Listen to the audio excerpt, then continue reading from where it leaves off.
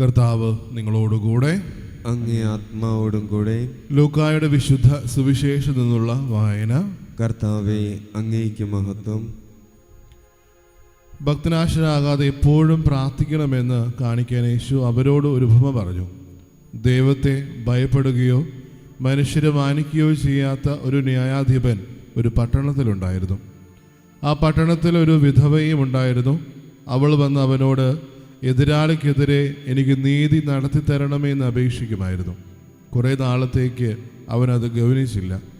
പിന്നീട് അവൻ ഇങ്ങനെ ചിന്തിച്ചു, ഞാൻ ദൈവത്തെ ഭയപ്പെടുകയോ മനുഷ്യരെ മാനിക്കുകയോ ചെയ്യുന്നില്ല. എങ്കിലും ഈ വിധവ എന്നെ ശല്യപ്പെടുത്തുന്നത് കൊണ്ട് ഞാൻ അവൾക്ക് നീതി നടത്തി കൊടുക്കും. അല്ലെങ്കിൽ അവൾ കൂടെ കൂടെ വന്ന് എന്നെ അഹസ്യപ്പെടുത്തും. കർത്താവ് പറഞ്ഞു, നീതിരഹിതനായ ആ ന്യായാധിപൻ പറഞ്ഞതെന്തെന്ന് ശ്രദ്ധിക്കുവിൻ. അങ്ങനെയെങ്കിൽ രാവും പകലും തന്നെ വിളിച്ചു കരയുന്ന തൻ്റെ തിരഞ്ഞെടുക്കപ്പെട്ടവർക്ക് ദൈവം നീതി നടത്തി കൊടുക്കുകയില്ലേ? അവിടുന്ന് അതിന് കാലവിളംബം വരുത്തുമോ? അവർക്ക് വേഗം നീതി നടത്തി കൊടുക്കുമെന്ന് ഞാൻ നിങ്ങളോട് പറയുന്നു. എങ്കിലും മനുഷ്യപുത്രൻ വരുമ്പോൾ ഭൂമിയിൽ വിശ്വാസം കണ്ടെത്തുമോ? കർത്താവിൻ്റെ സുവിശേഷം. ക്രിസ്തുവേ, അങ്ങേക്ക് സ്തുതി. ഈശ്വരത്തിൽ സ്നേഹം നിറഞ്ഞ മാതാപിതാക്കളെ, സഹോദരി സഹോദരങ്ങളെ, അതുപോലെ തന്നെ മിഷൻ സൺഡേയുടെ എല്ലാവിധ ആശംസകളും പ്രാർത്ഥനകളും ഒത്തിരി സ്നേഹത്തോടു കൂടി എല്ലാവർക്കും നേരുകയാണ്. ഇപ്പോഴും തിരിച്ചറിയേണ്ടത്, ഒരു വൈദികനായിട്ടോ സന്യസ്തനായിട്ടോ മാത്രമല്ല നമ്മുടെ ജീവിതത്തിൽ നമ്മൾ മിഷണറിമാരാകുന്നത്. നമ്മൾ നമ്മുടെ ജീവിതത്തിൽ സ്വീകരിച്ച മാമോദിസ കൊണ്ട് തന്നെ നമ്മൾ ഓരോരുത്തരും മിഷണറിമാരാണെന്നുള്ള കാര്യം തിരിച്ചറിയുക. നമ്മുടെ ജീവിതത്തിലും തമ്പുരാനൊരു ദൗത്യം ഏൽപ്പിക്കുന്നുണ്ട്. അത് ലോകത്തിൻ്റെ അതിർത്തി വരമ്പ് വരെ നമ്മൾ ഓരോരുത്തരും അവിടുത്തെ സുവിശേഷം പ്രസംഗിക്കുക എന്നുള്ളൊരു കാര്യമാണ്. സ്നേഹമുള്ളവരെ, തിരുവചനങ്ങൾ ഓരോന്നും നമ്മുടെ ജീവിതത്തിലേക്ക് ചേർത്ത് വയ്ക്കുന്നത് നമ്മുടെ ജീവിതത്തിൽ അത്രത്തോളം ഭാഗമായിട്ടുള്ള പ്രാർത്ഥനയെ കുറിച്ചിട്ടാണ്. നമുക്കറിയാം, പ്രാർത്ഥിക്കാത്ത ഒരു ദിവസം പോലും നമ്മുടെ ജീവിതത്തിലില്ല. എല്ലാ ദിവസവും ഒരു പക്ഷേ ദൈവത്തിൻ്റെ മുമ്പിൽ നമ്മുടെ പരിഭവങ്ങളാകാം, വേദനകളാകാം, ദൈവസന്നിധിയിൽ നമ്മുടെ അർത്ഥനകൾ ഉയർത്താത്ത ഒരു നിമിഷം പോലും നമ്മുടെ ജീവിതത്തില്ല. നാളുകൾക്ക് മുമ്പ് വായിച്ച ഒരു ചെറിയ നോവലിൻ്റെ ഇതിവൃത്തം ഇങ്ങനെയാണ്. ഒരു ഇന്ത്യ പാകിസ്ഥാൻ ബോർഡറിൽ സംഭവിക്കുന്ന കഥ. കുറേ നാളായിട്ട് തനിക്ക് ജനിച്ച കുട്ടിയുടെ ഒരു രോഗം നിമിത്തം ആ ഒരു കുടുംബം മൊത്തം അസ്വസ്ഥതയിലാണ്. ഇത്രയും നാളും ദൈവത്തിൽ വിശ്വസിച്ച് ആ ഒരു വിശ്വാസം ഏറ്റുപറഞ്ഞിരുന്ന കുടുംബം ഈ ഒരു കുട്ടി ജനിക്കുന്നതോടുകൂടിയും ആ രോഗത്തിൻ്റെ ഇതോടുകൂടിയും പതിയെ ദൈവവിശ്വാസത്തിൽ നിന്ന് അകന്നു പോവുകയാണ്. പക്ഷേ ആ ഒരു കുടുംബത്തിൻ്റെ അമ്മ ഒരിക്കൽ പോലും പുറകോട്ട് പോകുന്നില്ല. താൻ വിശ്വസിക്കുകയും സ്നേഹിക്കുകയും അല്ലെങ്കിൽ താൻ പ്രാർത്ഥിക്കുകയും ചെയ്യുന്ന ദൈവത്തിന് ഇത് അസാധ്യമല്ല എന്നുള്ള കാര്യം പലപ്പോഴും ആ ഒരു യുവതി തൻ്റെ ജീവിതത്തിൽ ചിന്തിച്ചിരുന്നു. ഇങ്ങനെ നാളുകൾക്ക് മുന്നോട്ട് പോകുന്നു. ഓരോ പ്രാവശ്യവും അവർക്ക് അവിടെ വേണ്ടത്ര ചികിത്സ രീതികളില്ലാത്തത് കൊണ്ടും സൗകര്യങ്ങളില്ലാത്തത് കൊണ്ടും ഇവർ ഓരോ പ്രാവശ്യം ഇന്ത്യയിലേക്ക് കടന്നു വരികയാണ്. ഓരോ പ്രാവശ്യവും കടന്നു വരുമ്പോഴും ആ ഒരു നാട്ടുകാർ എന്തുകൊണ്ട് നീ ഇന്ത്യയിലേക്ക് പിന്നെയും പിന്നെയും പോകുന്നു, അങ്ങനെ ഒത്തിരിയേറെ കുറ്റപ്പെടുത്തലുകളാണ്. ഓരോ പ്രാവശ്യം പോകുമ്പോഴും ഓരോ വൈദ്യന്മാരെ കാണുമ്പോഴും ഓരോ ഡോക്ടേഴ്സിനെ കാണുമ്പോഴും പലപ്പോഴും അവർക്ക് വിധി നിർണ്ണയിക്കാനും പോലും പറ്റാത്ത അവസരങ്ങൾ പലപ്പോഴും കടന്നു വരികയാണ്. അങ്ങനെ ഒരു നാട്ടിലുള്ള ആൾക്കാർ പലപ്പോഴും ഈ പറഞ്ഞതുപോലെ ദേശഭക്തിയുടെ കാര്യത്തിൽ അവരെ താഴ്ത്തുന്നു. അല്ലെങ്കിൽ ഓരോ പ്രാവശ്യം ചെന്ന് കാണുന്ന വൈദ്യന്മാരോ ഡോക്ടർമാരോ ആരോ ആയിക്കൊള്ളട്ടെ, അവർക്കൊരു ഉത്തരം കൊടുക്കാത്ത പോകുന്ന വിഷയത്തിൽ പലപ്പോഴും പല ആൾക്കാരും അവരോട് ചോദിക്കുന്നത്, എന്തേ നിങ്ങൾ ഇത്രയും പ്രാർത്ഥിച്ചിട്ട് നിങ്ങളുടെ നല്ലവനായ ദൈവം നിങ്ങളുടെ പ്രാർത്ഥന കേൾക്കുന്നില്ല? പലപ്പോഴും അവരുടെ ജീവിതത്തിൽ കുറ്റപ്പെടുത്തലോടുകൂടി അവരെ പലപ്പോഴും മാറ്റി നിർത്തിയൊരു അനുഭവം അവരുടെ ജീവിതത്തിലുണ്ടായിരുന്നു. പക്ഷേ ഒരു അമ്മ ഒരിക്കൽ പോലും തളർന്നില്ല. കാരണം കാലക്രമേണ മുന്നോട്ട് പോകുന്ന ഓരോ നിമിഷവും ഭർത്താവ് വരെ ഈ ഒരു അമ്മയെ കുറ്റപ്പെടുത്താൻ തുടങ്ങി. കാരണം തൻ്റെ ജീവിതത്തിൽ ഇത്രത്തോളം ദൈവത്തിന് മുമ്പിൽ വിശ്വസ്തയോട് നിന്നിട്ടും എന്തേ നമ്മുടെ ഓരോരുത്തരുടെയും പ്രാർത്ഥന കേൾക്കാത്ത, അങ്ങനെ ഒരു ഭർത്താവാണെങ്കിൽ പോലും പ്രാർത്ഥനയുടെ ഒരു അനുഭവത്തിൽ നിന്ന് തമ്പുരാൻ്റെ ഒരു സ്നേഹത്തിൽ നിന്ന് പതിയെ അകന്നു പോകുന്ന വിഷയങ്ങൾ സംഭവിക്കുന്നുണ്ട്. അങ്ങനെ ഈ യുവതി തൻ്റെ ജീവിതത്തിൽ അവസാനം ഒരു തീരുമാനത്തിലേക്ക് എത്താണ്. ഞാൻ അവസാനമായിട്ട് ഒരിക്കൽ കൂടി ഒരു വൈദ്യനെ കാണും. അതിന് കഴിഞ്ഞ് എൻ്റെ ജീവിതത്തിൽ ഒരു തീരുമാനമെടുക്കും. ഒരിക്കൽ പോലും ഞാൻ പ്രാർത്ഥിക്കാനോ അല്ലെങ്കിൽ ഞാൻ വിശ്വസ്തയോട് നിന്ന് ഒരു ദൈവത്തിൻ്റെ മുമ്പിലേക്കാണ് ഞാൻ ഒരിക്കൽ പോലും പോകില്ല എന്നുള്ളൊരു തീരുമാനം. അങ്ങനെ ദിവസങ്ങൾ മുന്നോട്ട് പോവുകയാണ്. അവർ പതിയെ കാത്തിരുന്നത് പോലെ തന്നെ ഇന്ന അടുത്തൊരു വൈദ്യനുണ്ട്, നിങ്ങൾ അവരെ പോയി കാണണം എന്നുള്ള കാര്യം പറയുകയാണ്. ഇങ്ങനെ വളരെ ഭംഗിയായിട്ട് അല്ലെങ്കിൽ സ്നേഹത്തോടു കൂടി ഇവർ ഓടി ചെന്ന റെയിൽവേ സ്റ്റേഷനിൽ റിസർവേഷൻ ടിക്കറ്റ് എടുക്കാൻ വേണ്ടി തൻ്റെ മകൾക്കും ഈ ഒരു അമ്മയ്ക്കും വേണ്ടിയിട്ട് ടിക്കറ്റ് എടുക്കാൻ വേണ്ടി ഓടി ചെല്ലുകയാണ്.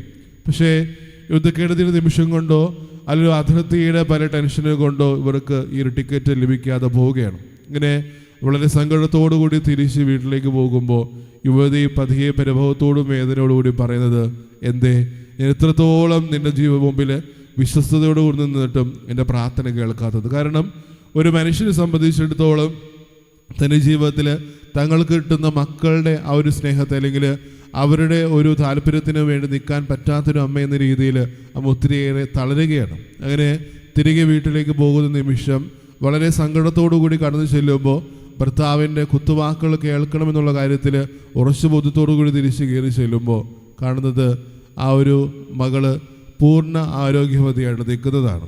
അതിന് അവർ കാണുന്നൊരു സംഭവം എന്ന് പറയുന്നത് ആ ഒരു രാജ്യത്തേക്ക് അല്ലെങ്കിൽ ആ ഒരു അതിർത്തി പരമ്പരയിലേക്ക് കടന്നു വന്ന ഒരു മിലിറ്ററി ഡോക്ടർ ഈ മകളെ പരിശോധിക്കുകയും വേണ്ടത്ര ചികിത്സകൾ കൊടുക്കുകയും ചെയ്യുന്നുണ്ട്.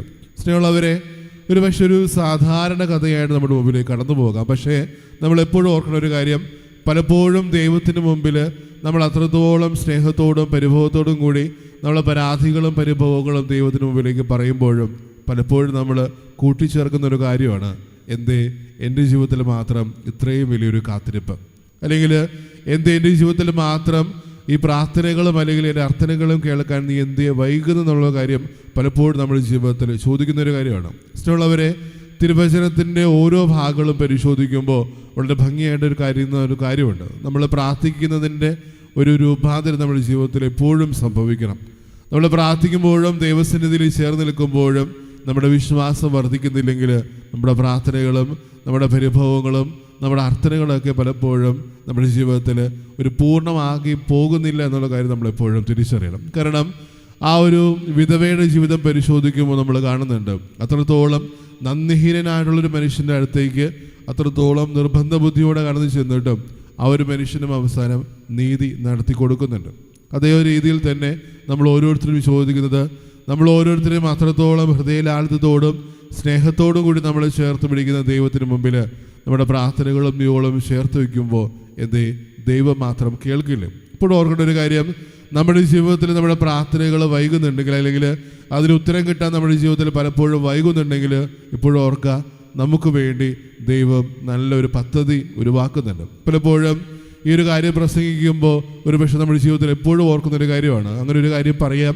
പക്ഷെ അതിനപ്പുറത്തോട്ട് പലപ്പോഴും എൻ്റെ ജീവിതത്തിൽ പല പ്രാർത്ഥനകളും വൈകാറുണ്ട്, അല്ലെങ്കിൽ ഉത്തരങ്ങൾ ലഭിക്കാതെ എൻ്റെ ജീവിതത്തിൽ പലപ്പോഴും പോകാറുണ്ടെന്നുള്ളൊരു പരാതി പലപ്പോഴും പരിഭവത്തോടു കൂടി നമ്മൾ പറയാറുണ്ട്. സ്നേഹമുള്ളവരെ, തിരിച്ചറിയേണ്ട ഒരു കാര്യം, നമ്മുടെ ജീവിതത്തിൽ പലപ്പോഴും കാത്തിരിപ്പിൻ്റെ ഒരു അനുഭവം കടന്നു വരുന്നുണ്ടെങ്കിൽ അല്ലെങ്കിൽ നമ്മുടെ പ്രാർത്ഥനകളും അല്ലെങ്കിൽ പരാതികളും പലപ്പോഴും ദൈവം കേൾക്കാതെ പോകുന്നു എന്നുള്ള തിരിച്ചറിവിലേക്ക് നമ്മൾ എത്തുന്നുണ്ടെങ്കിൽ ഇപ്പോഴും ഓർക്കേണ്ട ഒരു കാര്യം, ദൈവം നമ്മുടെ പ്രാർത്ഥനകൾക്ക് ഉത്തരം തരാൻ വൈകുന്നുണ്ടെങ്കിൽ അവൻ നല്ലൊരു പദ്ധതിക്ക് വേണ്ടി അല്ലെങ്കിൽ നല്ലൊരു തീരുമാനത്തിന് വേണ്ടി നമുക്ക് വേണ്ടി കാത്തിരിക്കുക എന്നുള്ള കാര്യം നമ്മളെപ്പോഴും തിരിച്ചറിയണം.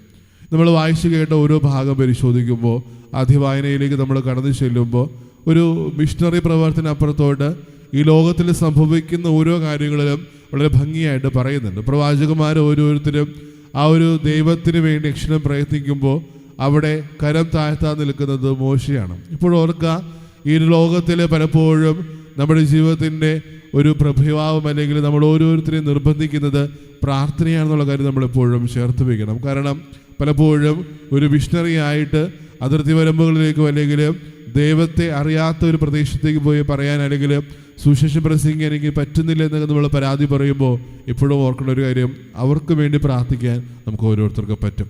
പക്ഷേ ആ ഒരു പ്രാർത്ഥന എൻ്റെ ജീവിതത്തിൽ ഞാൻ സ്വീകരിക്കുന്നുണ്ടോ അല്ലെങ്കിൽ അവരെയും എൻ്റെ ജീവിതത്തിൽ പ്രാർത്ഥനയോട് കൂടി ചേർക്കുന്നുണ്ടോ എന്നുള്ള കാര്യം പലപ്പോഴും ചോദിക്കുമ്പോൾ നമ്മളും ഉത്തരമില്ലാതെ പോകുന്നുണ്ട്. സ്നേഹമുള്ളവരെ, തിരിച്ചറിയേണ്ടത് നമ്മൾ ഓരോരുത്തരും മിഷണറിമാരാണ്.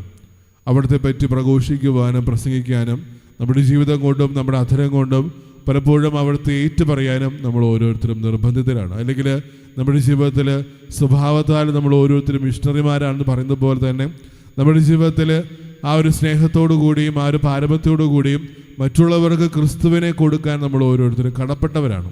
ഇഷ്ടമുള്ളവരെ, കഴിഞ്ഞ നാളുകളിൽ ഒരു സ്കൂളിൽ ഒരു പരീക്ഷയുടെ ഒരു കാലയളവിൽ വളരെ ഭംഗിയായിട്ട് കുട്ടികൾ ഓരോരുത്തർ പരീക്ഷയ്ക്ക് വേണ്ടി ഒരുങ്ങുന്നത് അവർ ടീച്ചറെ നിരീക്ഷിക്കുകയാണ്. അങ്ങനെ ഒരു കുട്ടി തന്നെ പരീക്ഷയുടെ തുടക്കത്തിലെ ഒരു ചെറിയ പ്രാർത്ഥനകൾ ചൊല്ലി അവർ പരീക്ഷയ്ക്ക് വേണ്ടി തയ്യാറെടുപ്പുന്നുണ്ട്. പക്ഷേ പരീക്ഷയ്ക്കൊടുവിൽ ആ ഒരു പരീക്ഷ പേപ്പർ ലഭിക്കുമ്പോൾ ഒരു കുട്ടി തോറ്റതായിട്ട് ആ ടീച്ചർ കാണുന്നുണ്ട്. അങ്ങനെ ഈ കുട്ടിയുടെ അടുത്ത് ചെന്നിട്ട് ചോദിക്കുന്നുണ്ട്, എന്തേ നീ പ്രാർത്ഥിച്ചിട്ട് നീ തോറ്റുപോയി എന്നുള്ള കാര്യം. അപ്പോൾ ആ കുട്ടി വളരെ ഭംഗിയോടുകൂടി വിശ്വാസത്തോടും കൂടി ഏറ്റു പറയുന്നൊരു കാര്യമുണ്ട്, ഞാൻ പ്രാർത്ഥിച്ചത് ഒരു പരീക്ഷയിൽ ജയിക്കാനല്ല, അതിലുപരി തോറ്റുപോകുമ്പോൾ എൻ്റെ ജീവിതത്തിൽ എനിക്ക് പിടിച്ചു നിൽക്കാനുള്ള കൃപയ്ക്കായിട്ടാണ്. സ്നേഹമുള്ളവരെ, പലപ്പോഴും നമ്മുടെ ജീവിതത്തിൻ്റെ യാമങ്ങളിൽ പലപ്പോഴും ഓരോ കാര്യങ്ങളും നമ്മൾ ദൈവസന്നിധിയിലേക്ക് ചേർത്ത് വയ്ക്കുമ്പോഴും ഇപ്പോഴും തിരിച്ചറിയേണ്ടത് നമുക്ക് വേണ്ട ഒരു ഉത്തരവല്ല പലപ്പോഴും നമുക്ക് കിട്ടുന്നത്. പക്ഷേ അതിലുപരി നമ്മൾ എപ്പോഴും ഓർക്കേണ്ട ഒരു കാര്യം, ദൈവകൃപയാൽ എന്തോ അത് എൻ്റെ ജീവിതത്തിൽ സംഭവിക്കുവാൻ വേണ്ടി നമ്മുടെ പ്രാർത്ഥനകളും നമ്മുടെ പരാതികളും പരിഭവങ്ങളും ദൈവസന്നിധിയിലേക്ക് രൂപാന്തരപ്പെടട്ടെ. നമുക്ക് ഓരോരുത്തർക്കും പ്രാർത്ഥിക്കാം.